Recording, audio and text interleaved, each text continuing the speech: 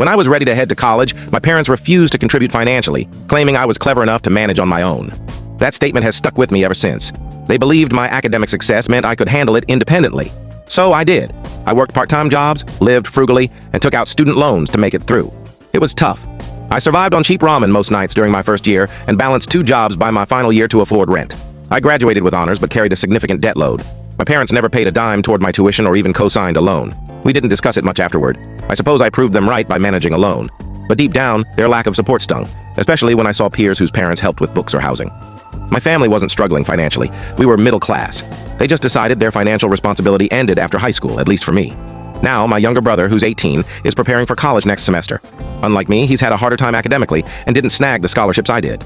He's a decent kid, but lacks the same drive I had for school. Our parents have been far more involved in his college journey than they ever were with mine. They've been visiting campuses with him and discussing his options, things I navigated solo.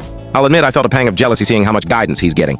I kept quiet, figuring it wasn't my place to comment, until last week when my parents summoned me for a serious talk. They sat me down and asked me to help cover part of my brother's tuition and living costs. They said they could contribute some but claimed money was tight, and since I have a solid job now, I should pitch in for the family.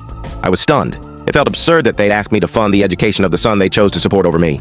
I asked why they needed my help when they'd never mentioned financial struggles before.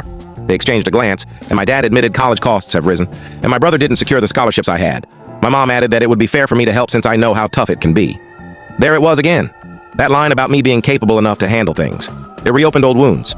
I responded calmly that I only managed because they gave me no choice, and it wasn't right to use that against me now to expect me to fund him. The discussion quickly grew heated. I flat out refused to pay for my brother's college, calling it hypocritical given they never helped me. I asked why he deserved support when I didn't, and why I should sacrifice my income now when they wouldn't help me then. My mom got defensive, saying I should want to help my brother succeed, and that my stable engineering job meant I could afford to contribute. She framed it as my duty to help since I'd landed on my feet. I countered that it was unfair to invoke family duty only when it suited them. I reminded them how I'd navigated loans, scholarships, and work alone, without their guidance or money. They could have at least checked in on me, but they didn't. Now they were asking me to shell out thousands for their favored son? It was infuriating.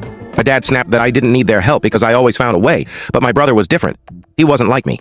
He said my brother wasn't as academically gifted and might not make it without support. That stung, not because I think my brother's incapable, but because it felt like I was penalized for being self-reliant, and now they expected me to pay for his lack of independence. I told them it seemed like they were rewarding him for needing help while I got nothing for managing on my own. I said, fair would have been treating us equally. If you couldn't help me, don't ask me to help him now. If you could have helped but chose not to, that's even worse. My mom started crying, insisting they weren't playing favorites and that they were proud of how capable I was. My dad, frustrated, said I wasn't being asked to cover everything, just a few hundred a month, whatever I could spare. I pointed out that I'm still paying off my I can't tell you the full story in short. To watch the full story, click the related link below.